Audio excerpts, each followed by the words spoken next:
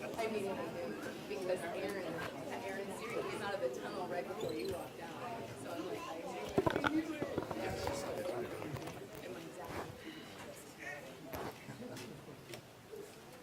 all right, everybody want to have a seat? Good afternoon.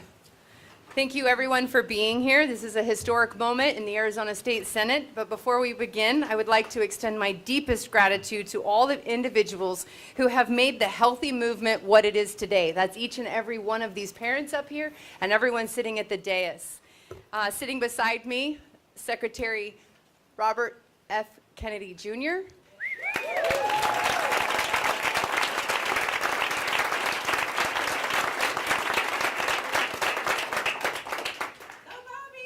Absolutely, absolutely. House Representative Leo Biasucci.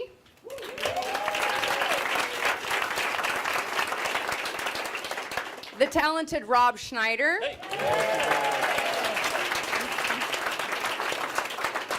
Maricopa County Superintendent Shelley Boggs.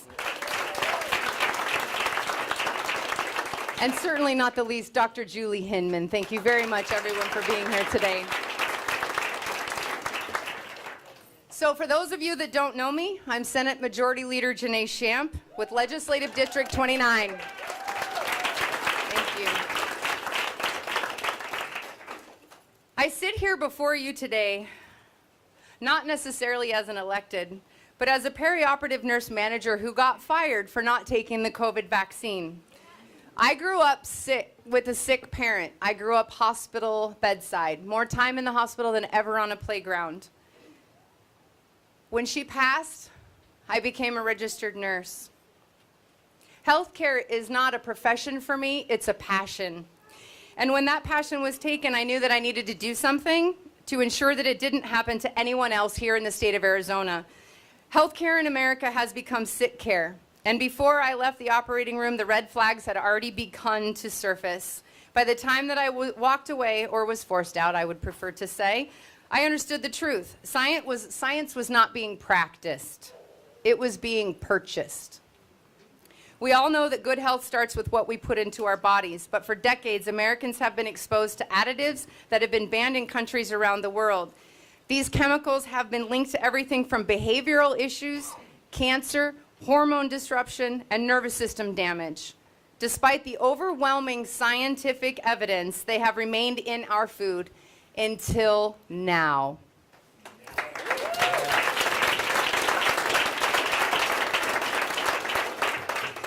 This is a historic moment of leadership for our state. Arizona is once again proving that we will stand up for what is right, even if we face opposition.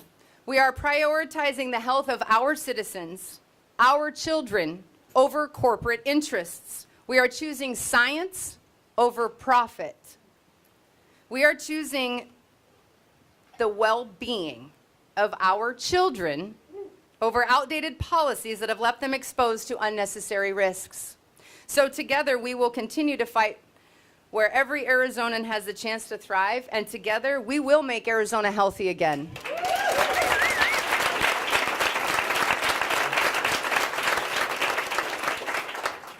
So this is a landmark day for Arizona, and we are taking a step forward with legislation that will ban some of the most dangerous chemicals that are artificially placed into our children's school lunches.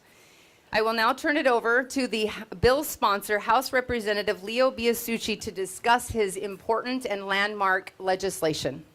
Perfect. Thank you, Madam Majority Leader. So I first want to start off thanking this man sitting next to me right here. You know, there was a moment in August where he and President Trump came together and said, we're going to do what's best for the country. We're going to do what's best for the health of our people. They didn't have to do that. He didn't have to do that. But he did because he loves this country too much. And I want you all to give him a round of applause for that moment.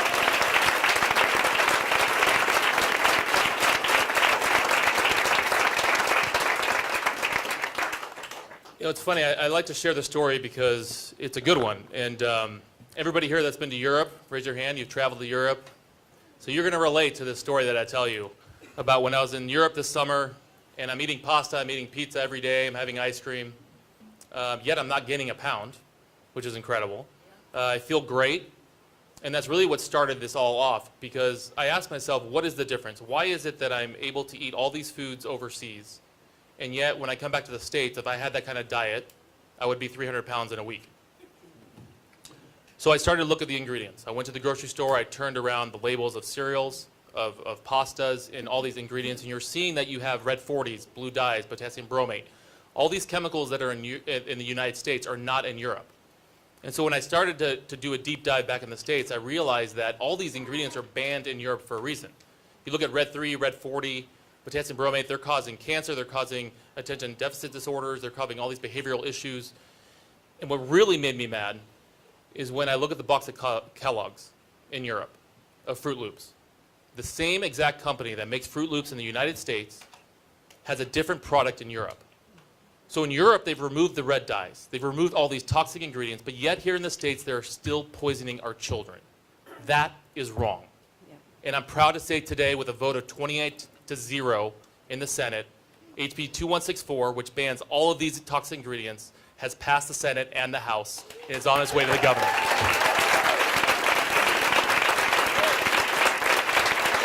Representative Biasucci. Yes. I believe that the two bills are actually on the governor's desk as we speak. There we go. So on the governor's desk, which is incredible. But I just want to talk about how this is an incredible moment in history. You know, we have people that have been talking about this for a very, very long time. You talk about, you know, the Dr. Amons, the Dr. Mercolas, the Callie Means, the food babes. So many people have been talking about the health of our children for so long, but it wasn't until Secretary Kennedy was able to get in the position that he's in with that biggest microphone that people finally listened. And here we are today, about to save every one of these children's lives in front of us by doing these bills.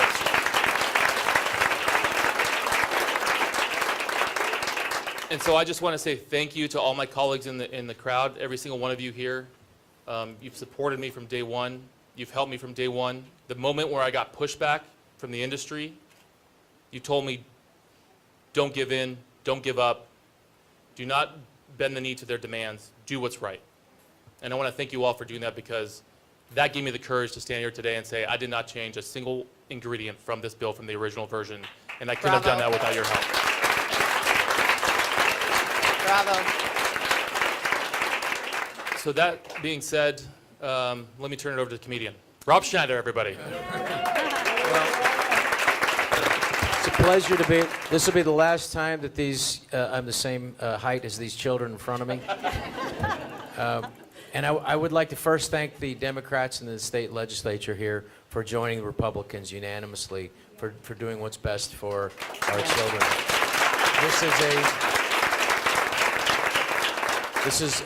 This is not partisan. This is people. These are our children. These are the most important, precious members of our society. This is our future. This is everything. Now, people have been saying that for decades. This is the first administration of my lifetime that's actually doing something about it. And it really is a testament to this great state that we can get together and do something that is 100% positive for everyone in this state. And I will say this, and you know, the numbers are absolutely stunning. What's happening with our health in the United States is an abject failure.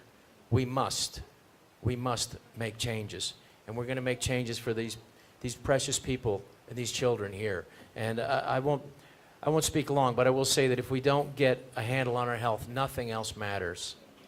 And as has been said, and I think Secretary Kennedy said, you may have problems in your life, but if you have a health problem, that's the only problem you have. Mm-hmm. Now, it's going to help our kids learn. It's going to help, and we're working. I want to thank Representative Biasucci for bringing me along on this. Is that we're going to figure out a way to get these beautiful farm of fresh foods into the schools for these children, so that they can have a chance. Because a lot of kids, this will be their only meal of the day. Let's not have some processed, chemical-laden thing that doesn't help them think, that may cause behavioral problems. Let's get them the best things, what they deserve. And I want to thank the parents in the room, because it's going to take the parents, it's going to take the educators, and we all want to do it. So it's 100% positive. So I want to thank everybody in the room for participating in this, and I'm honored to be here. Thank you. Thank you, Rob. I'll just say, lastly, I want to say I've known Secretary Kennedy for over 30 years, and he is just a driven, honorable, loving person. And I will say that it is an honor to be your friend, and what you're doing and the sacrifice that you've made and how you've put yourself in this position, it's really inspiring for so many Americans. And the love that you feel from the people here is the love all over this nation, and how grateful we are to you. Amen. Thank you. Well said, Rob. Very well said. So with that, it is my great honor to welcome a man whose name is synonymous with courage, conviction, and an unwavering commitment to justice. Mr. Robert F. Kennedy, Jr., the U.S. Secretary of the Department of Health and Human Services. Sir, we thank you for standing here today with us, sitting as it may be, but standing shoulder to shoulder with us in this fight. The movement that you've created, that we're able to, as you work from the top down, meet you from the ground up.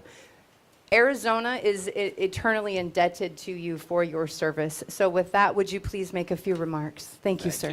Thank you very much, Janae. Thank you, Leo. I also want to thank President Trump for putting me here and for allowing me to live my dream of fighting to make America healthy again and doing that effectively. I was involved in the tobacco litigation back in the 1980s. The tobacco companies at that time were the most cash-rich companies in the world. And they saw the writing on the wall that they were facing regulatory headwinds and that their consumer base was moving away from them. So they decided to diversify, and they decided to buy food companies. So by the mid-1990s, the two biggest food companies in the world were R.J. Reynolds and Philip Morris. And they took thousands of scientists that they had employed to make tobacco more attractive and more addictive. And they moved them to do the same thing with foods. And they began going into their laboratories and developing tastes and mimicked real food. And people eat those products today, and our bodies are not designed to metabolize them. And your body is seeking the nutrients that go along with that taste, but there are no nutrients. Our food today, it used to be nutrient dense. Today it's nutrient barren. And your body craves it. It's looking for the nutrients which it associates with those tastes. And that's why your body remains hungry all the time. And so you eat more and more, you gain more and more weight, and you're never satisfied. They also developed a whole slew of other chemicals. For example, they learned that one of the ways that your brain tells your stomach that it's full is it counts the number of times you chew. So they began adding softeners to the food to trick your brain into never being able to tell your stomach that it's full. And using this, many, many other chemicals, they poisoned our food supply in our country. And they made it, as I said, nutrient anemic. We're now the fourth most obese country in the world. And for the first time in history, we're seeing obesity and malnutrition in the same people. And Leo was talking about his trip to Europe. I shared an anecdote with him. I had a son who had chronic eczema. And anytime he ate pasta or bread, he would get outbreaks on his whole body, and they were excruciating for him. He went to University of Bologna for a year, and he ate spaghetti 3 times a day. He never had an outbreak. His eczema disappeared. And what we're doing to our children is criminal. And we have to stop. We are now the sickest country in the world. When my uncle was president, 3% of Americans had chronic disease. Today, 60% have chronic disease. We are the sickest country in the world. Our autism rates have now gone from 1 in 10,000 in my generation today, in 70-year-old men, to 1 in every 31 in my kids' generation. The diabetes rate has exploded. When I was a kid, an average pediatrician would see a single case of juvenile diabetes in a 40 or 50-year career. Today, 1 out of every 3 kids who walks through his office door is diabetic, even more, 38% by the latest NIH numbers, which I just read. 38% of teens now are diabetic or pre-diabetic, 50% of our adult population. This affects everything in our country. It affects our national security. 74% of American kids cannot qualify for military service. When my uncle was president, we spent zero nationally on chronic disease. There were no treatments. Today, we spend $1.3 trillion a year. It is bankrupting our country. And this step that these brave legislators took, and I want to thank the Senate President who's here also. Will you just stand up?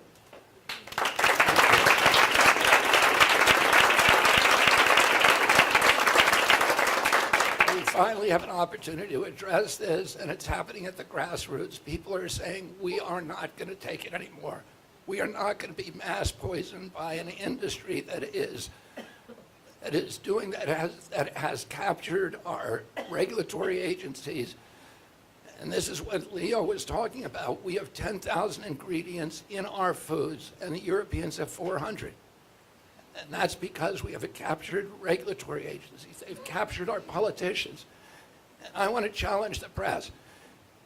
If you find a legislator or political leader in this state, go out and find one after this meeting who did not support the SNAP waiver legislation. Ask them why. Get them to offer you a rational explanation. I guarantee you they will not come up with one. Why are we paying for sugar drinks that are poisoning our kids and giving them diabetes? If you want a Coke, God bless you, go get one. But the taxpayer should not be paying that in a nutrition program. This is supplemental nutrition.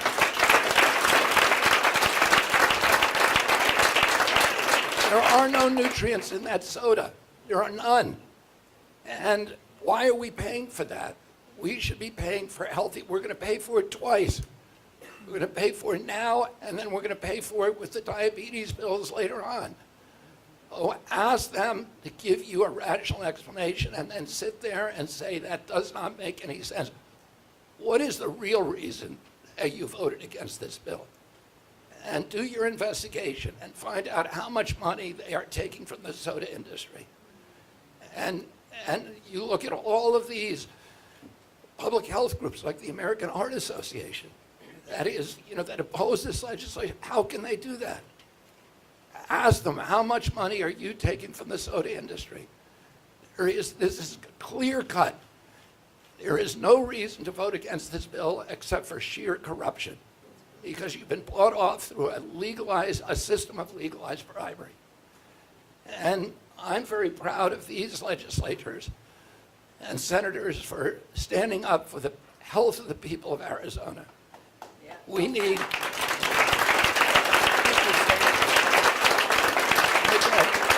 I want to thank President Trump. President Trump has promised to make America great again, and that means he has to make us strong. And we cannot be a strong nation if we do not have a strong people. If 60% of our people are killed, are sick. He's promised to restore to the American public the promise of the American dream. But a healthy person has 1,000 dreams.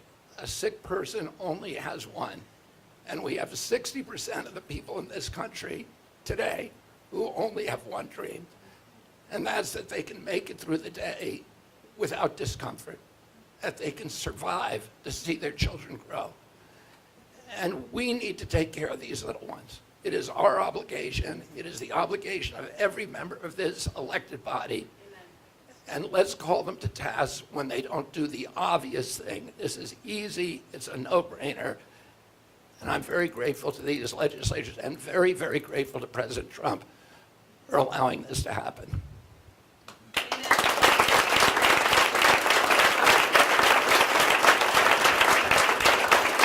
Thank you, Mr. Secretary.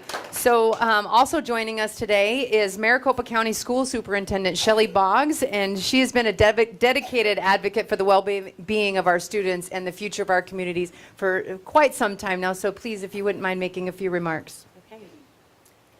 Can you guys hear me? Okay. Doesn't sound like you can from here.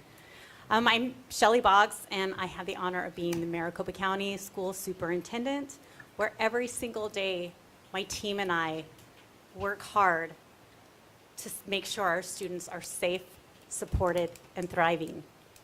And I'm humbled and honored to be in this room with parents and advocates like Robert Kennedy Jr., so awesome, who believe that keeping our kids, the priority for our kids is making sure that they are healthy. I'd also like to thank President Trump for his bold, forward-thinking vision to make America healthy again. Those words are not just a slogan. It's a message. It's a call to action. And because of leadership in Senator Shamp and Representative Biasucci, did I say that right? Biasucci. We are working to make that vision a reality here in Arizona. It's unfortunate that we have gotten to the point in this country that we have to have a law and bill in place to make sure we're not poisoning the kids. It's crazy, but this is where we are. These House bills are going to make sure that this stops. And we get to do that right here in Arizona, and we get to keep Arizona from being sick. This should not be political. It's about putting the children's health first. When our children are strong, our country is strong. Amen. If we want to make America healthy again, we have to start somewhere. And we are starting here in Arizona. Yep. Thank you.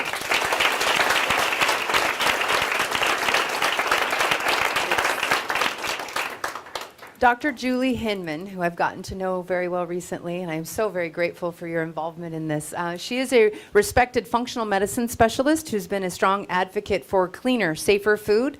Her expertise and personal passion have played a critical role in raising awareness about the dangers of harmful additives in our food supply. So thank you very much for being here today, Dr. Julie Hinman. Thank you.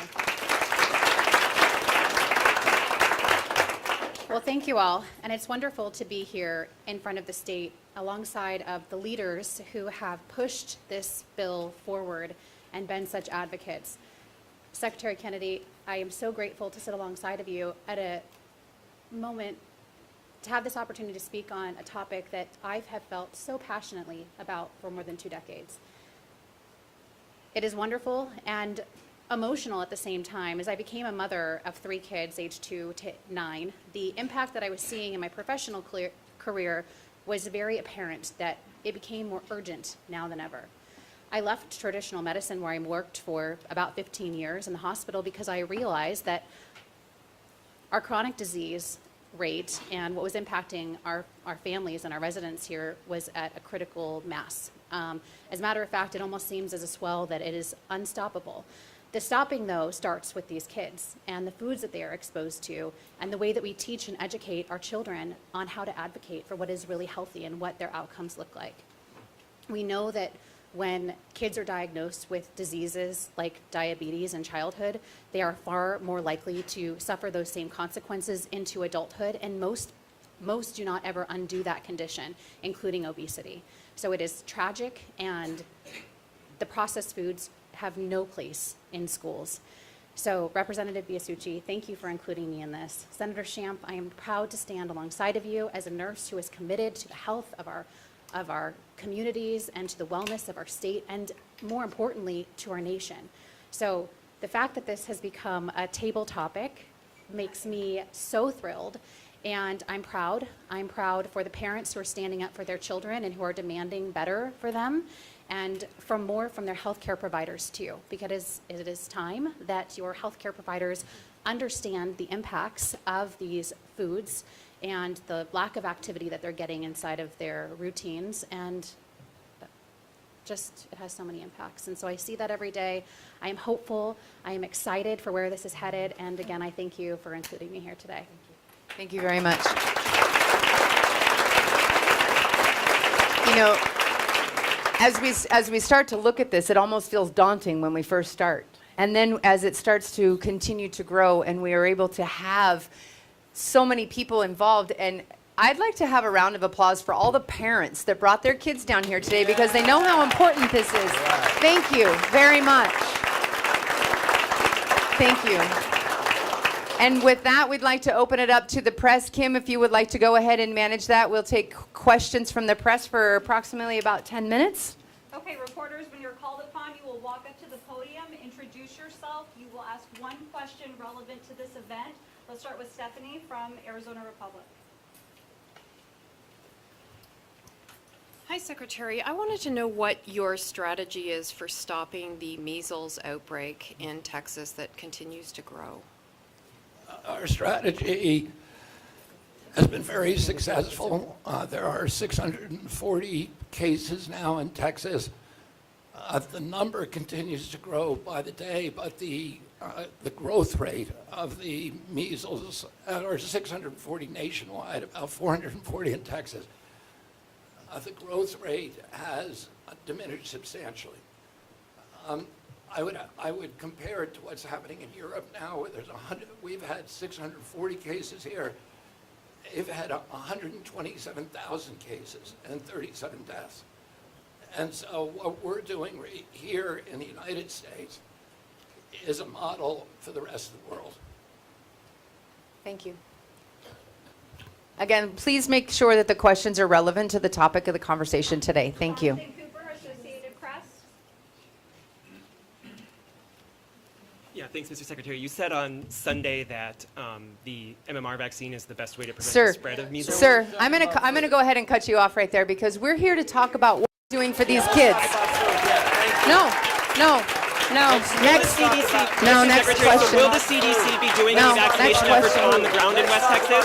Thank you very much. Thank you. Thank you. Ashley Rodriguez, Fox 10. Hi, Secretary and Rep. A lot of the opponents of the MAHA agenda would say that you're not addressing the root causes, which are economic insecurity and food insecurity, economic inequality, underfunded public health systems. What would be your response to that? My response is that this is a multifaceted etiology, and but the principal cause is the poisoning of our food system. Epidemics don't happen for genetic reasons.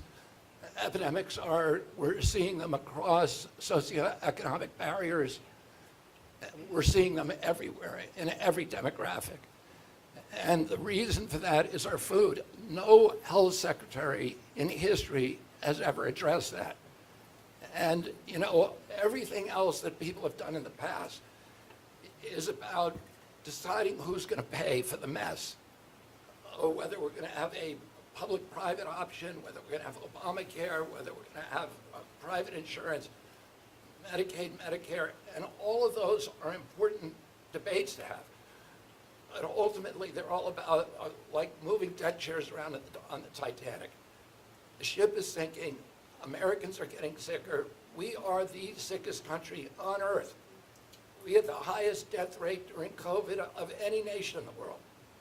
We had 16% of the COVID deaths, and we only have 4.2% of the world's population.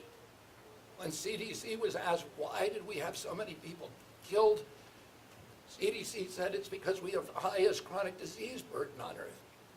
The average American, according to CDC, who died from COVID had 3.8 chronic diseases.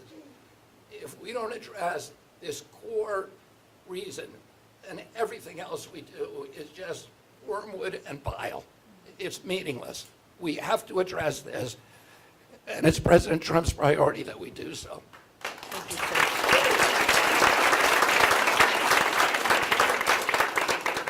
A reminder, if your questions are not relevant to this event, they will not answer. Howie, come on.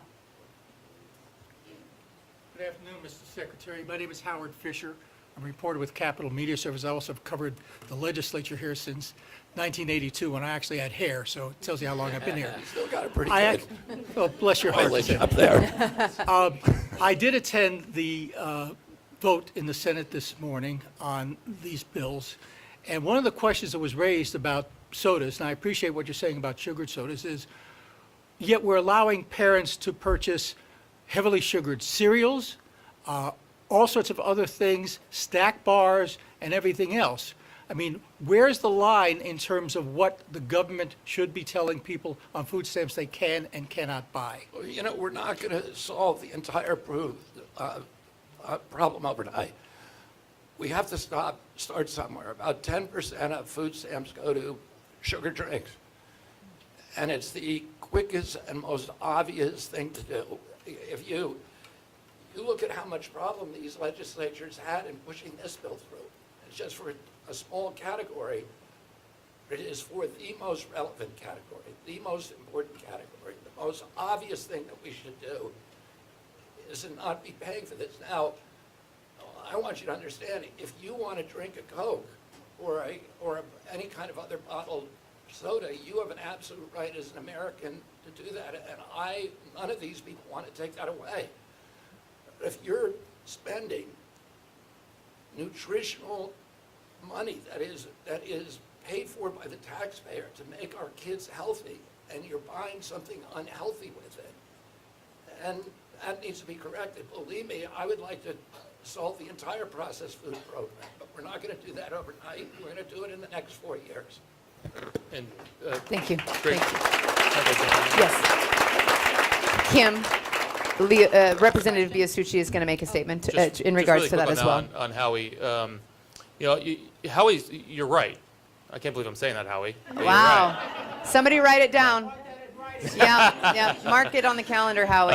No, but Howie is correct, and I wish this bill for the SNAP side, including the school lunches, I wish it was larger. I wish it included more foods. But even in the SNAP bill with the soda, candy was actually part of that first. But we couldn't come to a definition on what did candy mean, what was it, is it granola bar candy? And the bill actually died, and we had to make changes. So although we want to get to that point, this place, everything is incremental, right? The legislature, you try to get what you can across the finish line. You need 31 in the House, you need 16 in the Senate, you need one governor to sign it. It's very, very difficult to get a bill signed. And so a lot of times you have to sacrifice your language, you have to make edits and make amendments to get it across the finish line. And this is what happened in this situation, to where I could have said, no, I'm going to keep candy, or I could have kept this or done this or added that. But the point was, I wanted to get the bill across the finish line.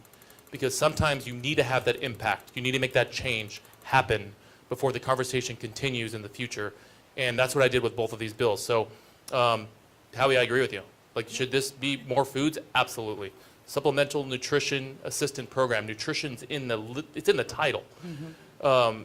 And so to think that we should be giving candy and soda and chips, that's not the design of the program. The design of the program was when a family's in need, and I am here to tell you right here that I will do whatever I can to help any family that's struggling.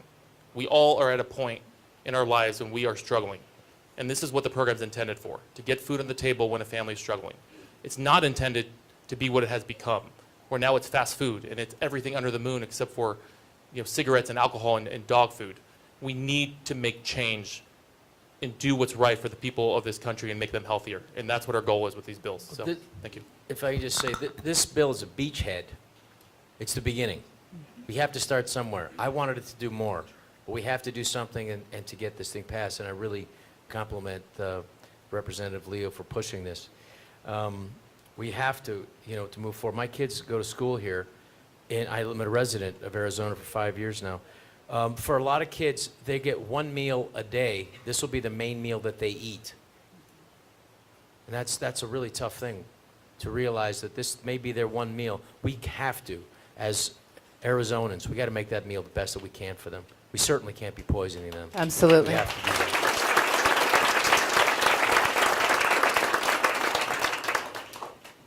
Hi, Secretary. Catherine Houghton with KFF Health News. I am wondering, regarding the bill that you all were just discussing, the Foundation for Government Accountability has been working to pass similar bills in other states since early 2024. I am wondering, have you talked with the head of the USDA about whether they would grant approval for those changes in those states? And also, what do you see as the Foundation's role in public assistant policy? That's a good question. I've had many conversations with Brooke Rollins. In fact, I attended last week a rally with Governor Morrissey in West Virginia with her. He passed a very similar bill in that state, a SNAP waiver bill, and signed it. And she has joined me in asking every governor in this country to apply for a waiver to USDA, and she will grant it. And can you speak to the second half of that, of what you see as the Foundation for Government Accountability's role in helping shape public assistance policy? I didn't get the question. Can you hear me? Yeah. What you see as the Foundation for Government Accountability's role in shaping public assistant policy on a state level, and Representative, if you want to speak to that as well, too.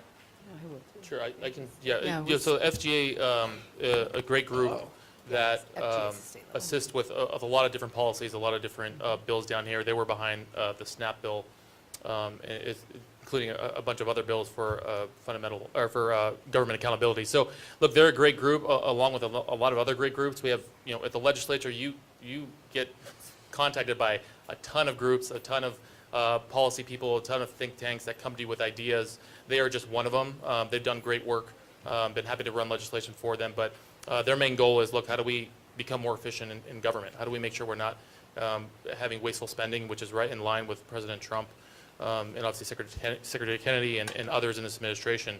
We want to make sure that government is working in an efficient manner, our dollars going as far as possible, and most importantly, our food is as healthy as it can be for our children. So, Thank you. Thank you.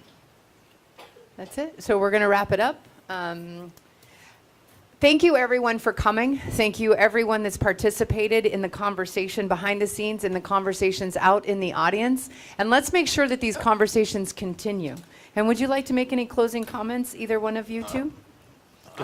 I'm very grateful to the legislature. I'm grateful to you, Jeanette, for your leadership, and Leo, and all the legislators who worked so hard to get this bill across the finish line. And again, I want to thank President Trump for his support and for sending me across the country to encourage people to do the same thing.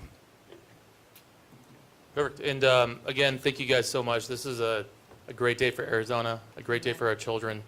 We're making lasting change. We're doing it for the right reasons. This is why you run for office right here.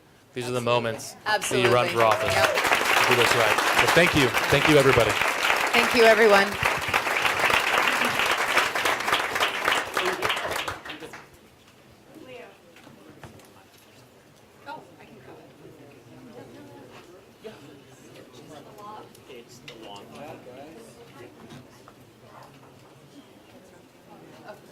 Thanks, kids. You truly were the stars of the show. Thank you very much. You can do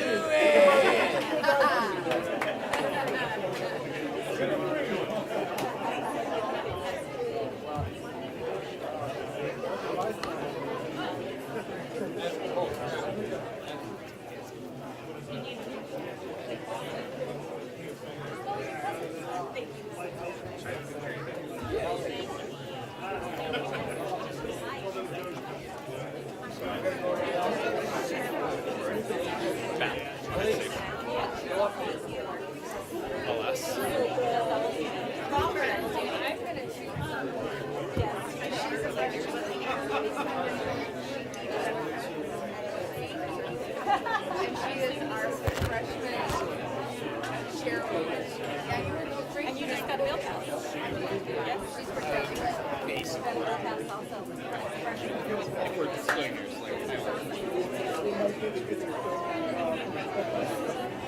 Oh, yeah, I mean,